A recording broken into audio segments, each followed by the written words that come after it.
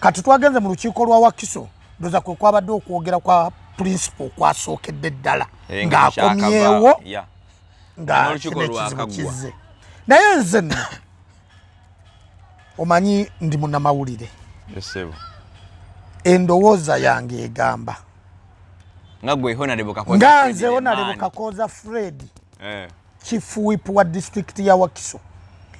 nti wayinza okuba nga wabaddewo okupapa nkiddamu banze nkyeyogeredde wayinza okuba nga wabaddewo okupapa njogeranga musajja mukulu njogeranga omusajja owa wano amanyi ensonga bwe zikwatibwa okupapa kutya omukulu okujja n'atugamba bw'ati wabaddewo okupapa okukola statement mukulu gye ku yakoze side zombi kubanga principal yakoze ne Mpuuga n'akola ne owekitibwa Mpuuga naye n'akola ki enkeera ku CBS. One, have an integrity mark. I want all the leaders whenever nkyali mukulembeze wammwe mumanye nti nja kubeera mukambwe nnyo ku bulyake, nja kubeera mukambwe nnyo ku bubbi, nja kubeera mukambwe nnyo ku bantu abagezaako okuzanyisa omusaayi gw'abaana abantu. Singa banzita leero baba banzitidde mazima naye olowooza ndiwulira ntya ng'ekintu kyenfiiridde ate gwe otuuse eno n'okitunda kubanga oyagala obusente obutono. Mune Uganda tukwaniriza okuva ebweru era nga tuli beeteefuteefu okutambuza. Tulina obumanyirivu mu kuvuga ate era ku miwendo egisaanidde. Kati nno gwe yeetaaza okupikinga ku kisaawe okutuusa ewaka ewuwo tweyune ate era naawe ateekateeka okugenda ebweru twekwate tukutambuze okuviira ddala ewaka paka ku kisaawe. Kati nno mwanattu toddamu kumenyekana migugu ng'entambula weeri tukubire ku ssimu noti 7 noti 6 94 729 oba noti 78 29 52 155. Kale nze Sonko Muhammad twongera okubaanirizaako mu kutuguluta nti kwe tuli tuzze okubanga tugayagaya mu nsonga ez'enjawulo eziriwe zigenda mu maaso mu ggwanga lyaffe lya Uganda. Tugenda etambira bufuzi agaliwo agagenda mu maaso nga bw'olabye nga tutandika awo tulabako eyaliko loop leader of opposition omukulu Mpuuga Nsamba Munabuddu nga luwaka sente yakagambibwa nti yakezibika obukadde obwira ddala 15,000 nga kamuwebwa gavumenti nga akasiimo okuba ku leader of opposition. Bantu bangi bazibafuna sente zifanaganako nga zino ne kansala agenda kwongera okubeera nga atulambikibwa zijja zitya bazifuna batya kino ekiriwo kiri kitiya kibaddengawo kijjawuzi oba naye gobadde okimanyi nti abaddeko vice president prime minister yaliko speaker parliament ya Uganda ne waba avuddeko ayina sente ziwerako ezisingane ku ezo zajja afuna buli mwaka nga bamuterako kumuwa treatment bamuwe ennyumba bamuwa abakozi bamuwa ne security omuntu abeera omu afuna ebyo byonna eggwanga erya Uganda nga bw'oliraba n'ebiro ebitambula ebigenda mu maaso. Bannawakiso bakisse embuga katugiyita embuga okutwaliza ewamu babaddeko ku kitebe Makerere Kavule era omukulembeze w'ekibiina kya NUP His Excellency Robert Kyagulanyi Ssentamu gye yaviiridde n'akatutema n'atugamba nti ekintu ekikwatagana n'enguzi n'obulyake ng'akyali omukulembeze w'NUP tagenda bangattira muntu yenna liiso. Yabadde ekyokulabirako n'asonga mu munywanyi we Eddie Mutwe namugamba Eddie Mutwe mukwano gwange tola ntoli kyali wange naye singa ntegeera nti wenyigidde mu buli bw'enguzi mu bulyake sijja kuttira liiso. Era yavudde n'agamba nti mukulu munnange yakkiriza nti sente ziba ddala obukadde 15,000 yazezibika bamuwadde ebyokukola byabadde bisatu okulaba nti asobola okusigala ng'ali mu bbo era His Excellency Robert Kyagulanyi Ssentamu n'asaba abantu nti waba abikoze tuddemu tumwanirize kuba twaniriza ku bantu abakoze n'ebibi ebisingaawo. Ekisooka kyabadde kuba nti ajja kulikulira ekifo ky'obwa commissioner mu parliament asookadde ebbali likulira ekifo ekyo ekiddako kwata sente obukadde 15,000 ez'omuwi w'omusolo ze mwazanyiddemu ozizzeeyo n'ekisembe kijja kuba nga kyakwetondera bannayuganda. Kale tulina Honorable Kakooza Fred tugenda kubanga tugaya ensonga ezifanaganako ngezo. Honorable bigenda bitya? bitambula mpola bwe bityo. Omwaka tuyingidde omwezi ogwokusatu bwe bibeera nga bikutte ku NUP NUP biba bitambula mpola. Esebo soko yongere omuntu omuwulire erinnya lyo. Basebo ne banyaba batuwuliriza mwena yenze Kakooza Fred achiikirira ekibuga ky'Ekireka mu Namugongo division ku district ye Wakiso ate ku district n'empeebwa obuvunaanyizibwa obw'okuwiipinga bakansala ab'enkyukakyuka aba Nuupu bali 86 aba DP bali 6 n'owa independent omu eyajja n'atwegattako bw'ogatta awamu be bakansala 93 ku 103 93 nze abakulembera abatwala mu mbeera y'okuwabula gavumenti eno mu district ya Wakiso. Banna Wakiso olunaku olwedde olulwadde lwakutaano olunaku za mwezi abadde lumu mwaba abadde Makerere Kavule nga muyitiddwa mujje ensonga ez'enjawulo zigayigayibyemu experience yabadde eti abyabadde biki wabadde osuubira ki era biki ebyavuddeyo? Njagala okwebaza ne sekwebaza abakunga Wakiso kunga enteekateeka ennungi gye baakoze ey'okulaba nga tusobola okusinkanako ng'abaawamu mu district esinga obunene mu Uganda. District en'amagombolola 27 erina constituency 8 bakaba parliament yao erina ababaka ba parliament 9 n'omukyala abagatta yewe 9 ekulemberwa Matiya Lwanga Bwanika Doctor ye governor waayo. Kyatuyambye nnyo okulaba nga tusinkana president oluvannyuma lw'okumala okuwangula engule gye yabaddeko eya firimu ye ffe byasookedde ddala okusinkana president waffe Kyagulanyi Ssentamu. Naye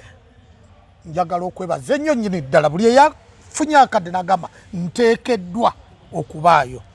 kinkakatikako okubaayo buvunaanyizibwa bwange okubaayo nina kubaayo. Mwebale nnyo mwebalire ddala naddala abo ababadde mu nteekateeka eno mwebale nnyo mwebalire ddala. Amiina. Nga Wakiso twafunyeemu okufunamu kwaffe nti abantu bangi babadde tebeemanyi naye nga wobawulira ku mitimbagano gyaffe gino oluusi olaba omuntu adde ekifaananyi ky'omwana w'emyaka 2 n'akiteeka ku profile picture bw'olaba n'olowooza nti yoyo twagenza omulabako nga wa 5 nga wa 6 kale ebintu ebifaana bwe bito nti kuno okusinkana wabaddewo okumanyagana nga banna Wakiso. Esebo. Okay. Tujja genda ku nsonga enkulu eriwo Robert Kyagulanyi Ssentamu omukulembeze w'ekibiina NUP His Excellency yavuddeyo n'ayogera ku nsonga ez'enjawulo okwegatta mulwanire ekinene temulwanira bufoofofo. Ayina ekintu kyayogeddeko n'agamba nti abamu mujja noganze ne mpangulu bwa kansala bwa president ne bobeera buganye tojja kufunamu. Nama n'atandika ku nsonga ennene ya leader of opposition akasente akayitinganye mu parliament. Ebintu bino watandika biwulira ddi obiwulira otya? Soko otuwa okutangaaza ko. Owekitiibwa president yagambye yabadde tali mu ggwanga. Yes. Yagenza okutuuka mu ggwanga. N'atambuza firimu okwetolooza ensi yonna. Yagenza okukoma wano mu ggwanga n'atandika okulaba emitimbagano. Nga kuliko okwekalakasa kugenda maaso. N'atandika okulaba emitimbagano nga gikola ki? Beekalakasa. Mu mbeera ey'abantu abakulu ne bayitiŋŋana ne batuula ffe abeeno gye tutaabadde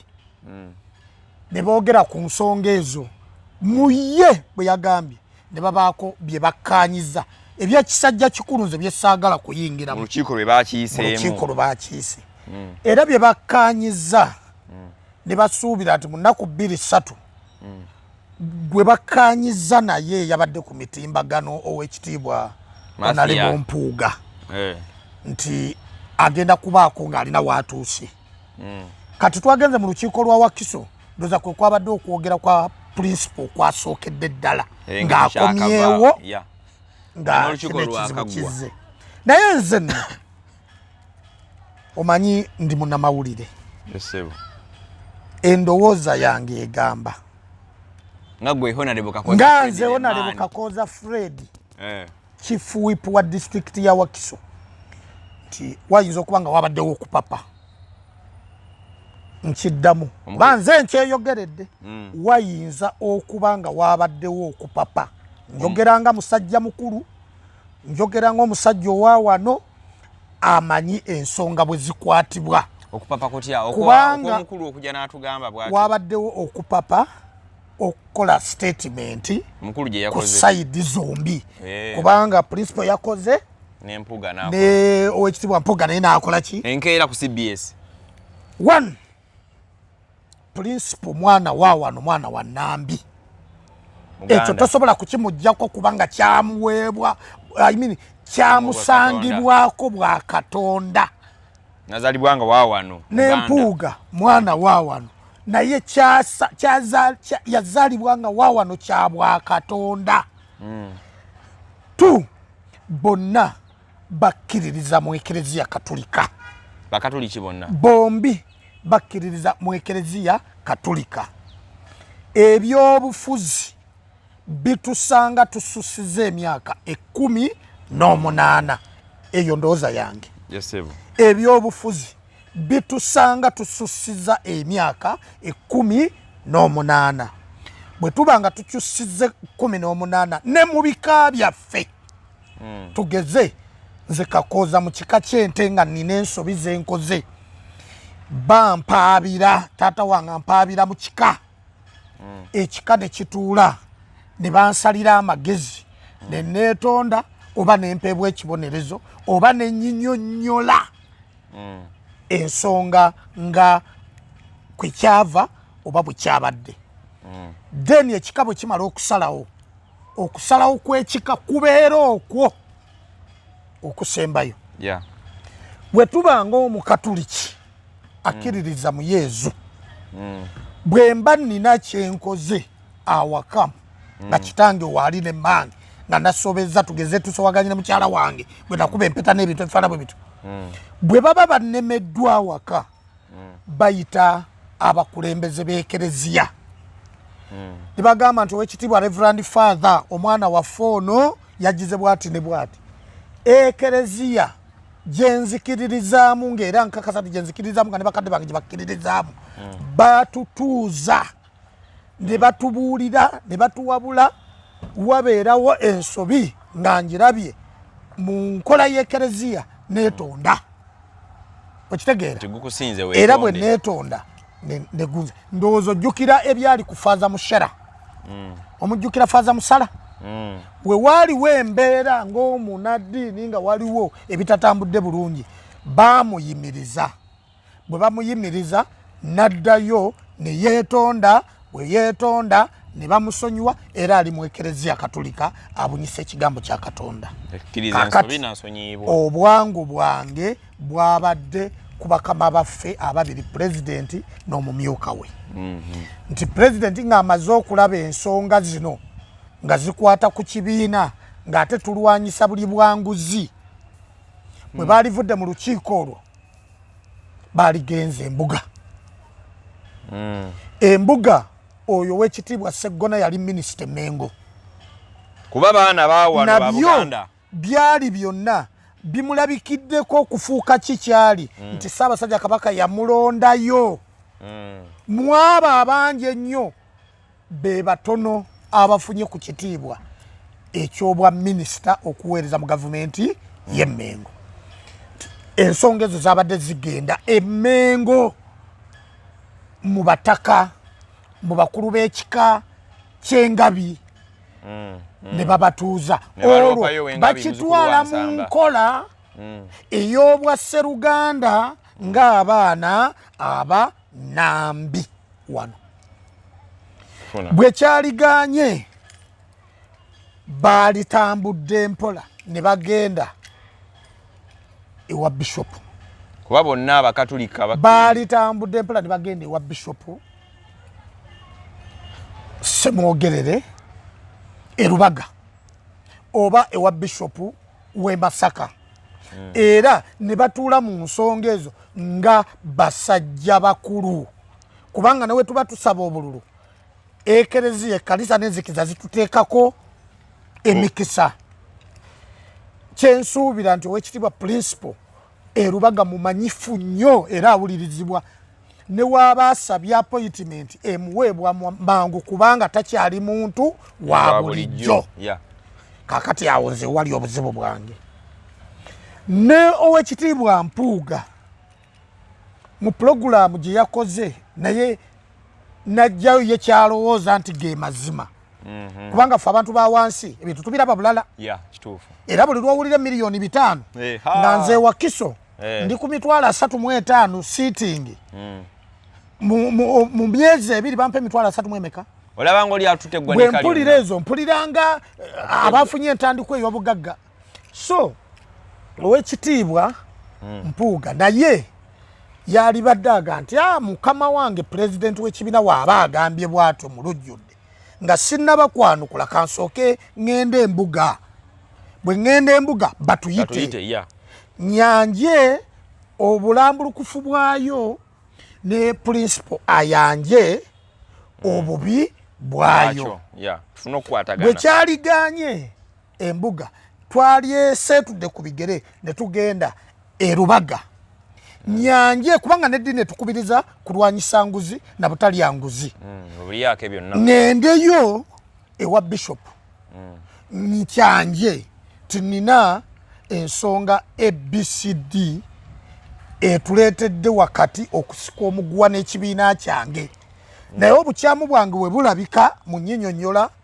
nga neetonda ekyo nakyo kyabadde kkubo golokofu ekibi ffe abawansi kyetwalabyemu nti buli muntu wa wansi ensonga aziraba bulala nti principal ayogedde ku miliyoni 5 naye waliwo nti buli mubaka wa palamenti yagenda mu palamenti yatuukira ku miliyoni 210 za kugula mmotoka nga yakayingira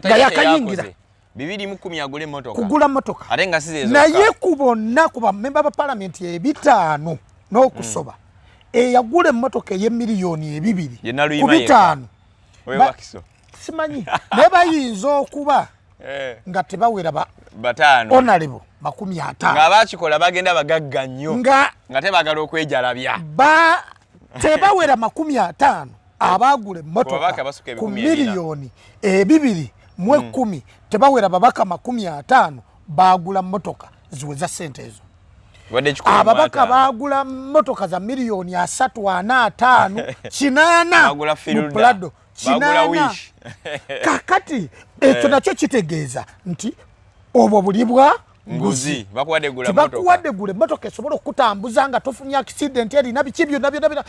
ekijja mu miliyoni 2 emmotoka eteekeddwa okuba nga ezitowa obubaka bwa palamenti nga newoba ofunye akabenje esobola okutaasa olwaleero ekitaliwo era be babaka ba palamenti bawulira abasinze okugwa mu accident ne bafiirawo kubanga bagula ekitabajjaamu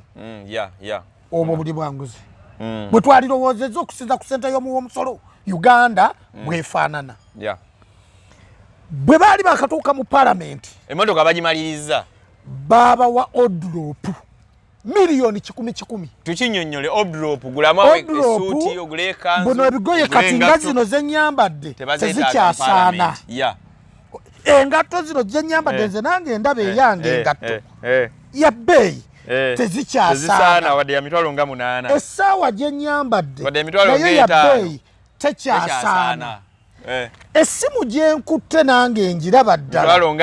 ya bbeeyi tekyasaana ne babateeka ku mbeera ey'okubaza obujja naye emiliyoni 10 abamu kubanga nze omusajja omusuubuzi nabalabanga bazze okugula amasuuti ga mitwalo 4 engatto ng'agula ya mitwalo 25 tasobola okiwulira ekyo nakyo kitegeeza nti buli bwanguzi ng'obulya ku ggwanga naye nga bali entitled naye ku lw'amuntu wa bulijjo ekyo kiki ate ekyo kiva ku mutwe gwa pulezidenti Museveni akkiriza okubeera n'ababaka abawera 5 n'okusoba nga tebalina mulimu ti buli mubaka omubalidde miliyoni 1 miliyoni 10 ekyokugenda okwezza obujja mu nnyambala ababaka 500 ezo sente mpitirivu nnyo bwe kuba kuzimba malwaliro oba ozimba mayitirivu miliyoni 2 ezo sente mpitirivu nnyo bwe kuba kuzimba masomero waliwo lyennalabye nga lya ssubi lya gavumenti lyagwiridde abaana ng'abantu balwana okutaasa obulamu bw'abaana twali badde tuzimbye amasomero maki bwe babanga yenkola nti buli muntu wa gavumenti ateekeddwa okufuna ekyo nga sisitimu bwetyo nze nange kansala ku disitulikiti ewa Kiso mwali badde temunteeka ku mitwalo 317 nfune 17 n'ekitundu buli mwezi ze zintambuza mu bantu naye ebizibu by'abantu obimanyi 17 kitundu district councillor nenfuna emitwalo 35 olunaku lwentudde naye nga byengenda okuteesa bampa fayiro bweti nemmala wiiki namanga ntudde awaka njiyitamu n'ateesa ntya nleeta ntya debate eno motion njijeeyo ntya ebitefaana bwe emitwalo 35 naye nga ndi mukulembeze wa district nina ebyalo ebisukka mu 10 byenkola ki byokulembera byokiikirira omubaka wa parliament alina ebyalo 56 mu kira 54 mu kira ze nina ebyalo 10 nfuna emitwalo 35 omubaka wa parliament byala ameka nafuna obukadde 3 awo tolabanga kuva ku mutwe waliwo obulyaza amaanyi naye nga ate nze nkola nnyo kubanga buli kiseera mbeera mu bantu kati omusala bo bali mu meka bali mu bukadde 3 buli mwezi ng'ate waliwo n'ebirala ebigenderako mayire gy'okusinziira gy'ova buli lw'otuula mu bukomiti kuliko alawensi kuliko ebyo byonna nze byesikola ki mbeera efaanana bwetyo baganda bange ekituufu principal waffe oba president wa national unity platform musinga obukulu musinga emyaka ate owekitiibwa Mpuuga ansinga emyaka kati nze ndi wakati mu bo wakati wabaddewo obwangu obw'ekika ekyawaggulu mu mbeera gye tutambuliramu eno eya Museveni wabaddewo obwangu obw'ekika ekyawaggulu era sirina gwe nsobola kusalira musango nti gwe wakoze bubi okukireeta mu public nti gwe wakoze bubi okudda mu president wabula bonna mbaga nga nze musajja mukulu tiwabaddewo obwangu obw'ekika ekyawaggulu kati no ngamba ntya tinga bannabyabufuzi kitukwatako okuwa ekifaananyi principal kyawa abantu wabweru titulina kubeera muntu atya okusobola okutwalaganya gavumenti eno jijja mu buyinza tulina kubeera muntu atya mu mbeera y'okubeera omuntu omu tutwalaganye gavumenti eno eve mu buyinza twabadde tulina kusooka kudda mu nju ya Nambi nesooka zigonjolwa ne tujja wano nga tuzze ku lwano ono ow'emyaka 38 gyatuwala kasi olwaleero bino ebiriwo bitujja ku mulamwa eri abalonzi ne batutunuulira mu mbeera nti Museveni yatufuuyidde emmindi president Museveni yafuuye ki emmindi yatuloga bwe kuba kuloga aba atandise okutulogera ddala muleme kwegatta abayawude ffe abafunye obutakkanya twogera olulimi lutya olulimi lumu abatafunye obutakkanya tusoma eddiini etya abafunye obutakkanya tuva wano mu central ebyo ebintu bisatu bitegedde tuva wano mu central tuli mu ddiini emu tuli mu Buganda tuli baana bannambi awo wensabira ne sekusaba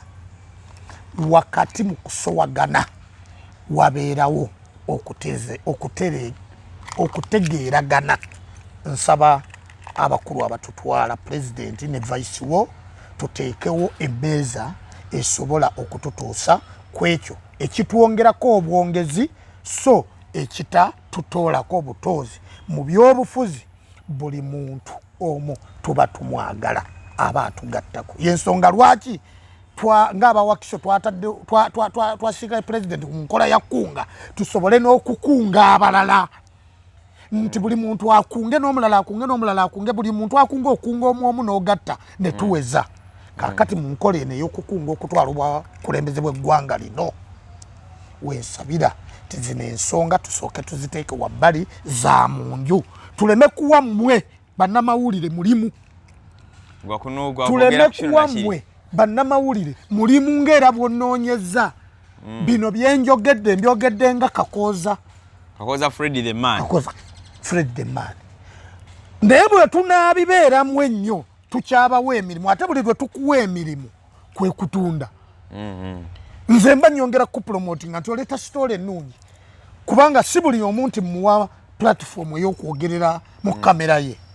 naye bwe ndaba ekintu ng'ekyo nsobola okuwa opinion yange ng'omuntu ogutali musango mbasaba bibitiibwa ebyo byogedde nga Kakooza tudde bannaffe bali bakayita kasaka tuddeyo mu kasaka kaffe tutereeze. Okay, ensonga nga bwe zigenda maaso ndoza muziraba it's a development story egenda yeeyongerako oba okiraba era okwogerako omukulu Mpuuga asinzidde ku radio ya Ssaabasajja Kabaka Kyabassa ne Medins yabadde naye ne babeera nga tebattanya ensonga ezifaanaganako nga bwezi tanaba kuddamulabikirako wantu walawona tulinze ki ekiddako ki ekigenda mu maaso naye ebigambo bindoza amabeera bulungi nnyo agamba centers olekaminza azirinze ekyo kimu ekyokubiri okwetunda kujinza obba okulalamuko tetumanyi kikiddako oba Mindi gye batufuuyira nga Honorable bwagambye oba kiri kitya n'embeera efaanaganako ngeyo mpozi Honorable ng'olina abantu k'obagamba yakatalekeka naye bannawakiso nga bwolaba mu bifaananyi bye bakiyise ku kitebe NUP ekisangibwa Makerere Kavule wali kibiina kirala ekyobufuzi ekirina ekitebe nga kyakyo nga tebapangisa mpulira NRM bwe baliwo bapangisa DP yagula ekitebe eyo ndowooza oba bakita City House side zerubaga okay yeah yagula ekitebe FDC najja nankumbi awo baagulawo baali babawaawo oyo omusajja omugagga ennyo yalinanga ennyonyi yaani omusajja oyo naye ndowooza yamala n'abaweerawo ddala Mike Mukulagana oli yabagamba asoyo waliwo omusajja weeyo mbalala eyo kakati UPC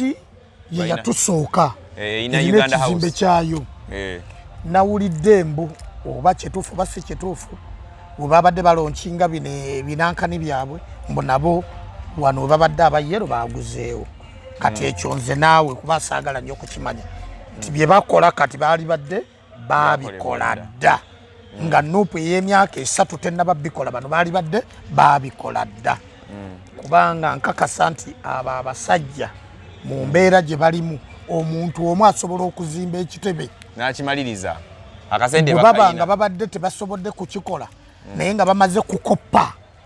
naye n'omukopi mulungi kubanga omukopi wakoppa aba ayiga kakati twagala okubeebaza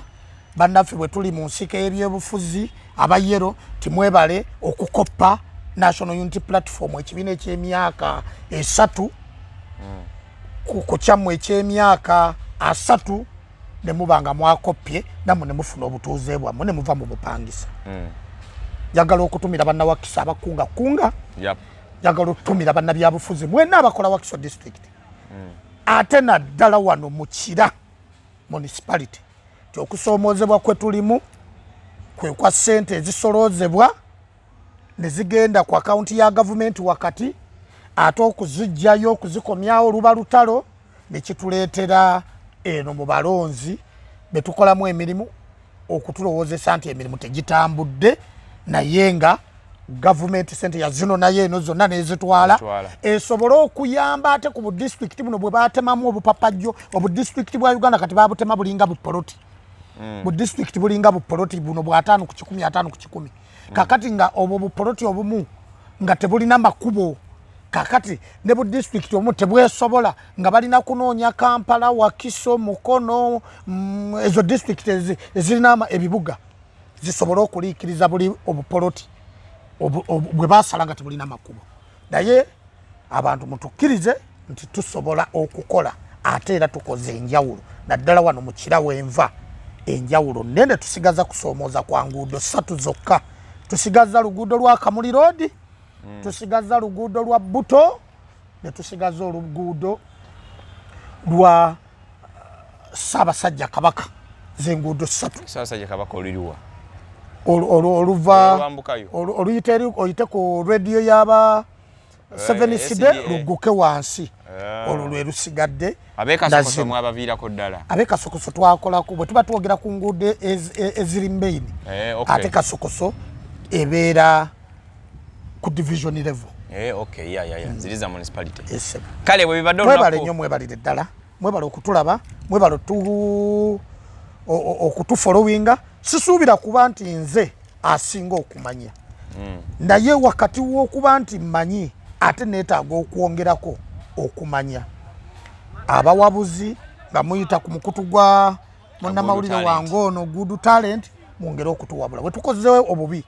mutuwabule buwabuzi so temutuvuma mwabule temukuba mwebale nnyo mwebalire ddala nze Kakooza Fred kansala w'ekibuga kino ekyekireka ku disitulikiti ewa Kiso ewa Matiya Lwanga bwanika gavana wa disitulikiti eyo Dr. omulwanirizi w'entobazi kale nze Ssaabasajja Kabaka Wangaale nze Sonko Muhammad bwe tutambudde olunaku olwaleero ate tujja kuba nga tukomawo n'omulundi omulala tugaaye mu nsonga ez'enjawulo nate kyateesoba kyawabula nga Honorable wabagambye temukuba wabula muwabule wansi mu comment section enamba y'essimu nayo yo eri oyinza okuba nga ogikozesa nitubeera ate nga tutambula kale assalamu alaikum warahmatullahi wabarakatuh Mune Uganda tukwaniriza okuva ebweru era nga tuli beeteefuteefu okutambuza. Tulina obumanyirivu mu kuvuga ate era ku miwendo egisaanidde. Kati nno gwe yeetaaza okupikinga ku kisaawe okutuusa ewaka ewuwo tweyune ate era naawe ateekateeka ogenda ebweru twekwate tukutambuze okuviira ddala ewaka paka ku kisaawe. Kati nno mwanattu toddamu kumenyekana migugu ng'entambula weeri tukubire ku ssimu noti 7 noti 6 94 729 oba noti 78 29 52 155.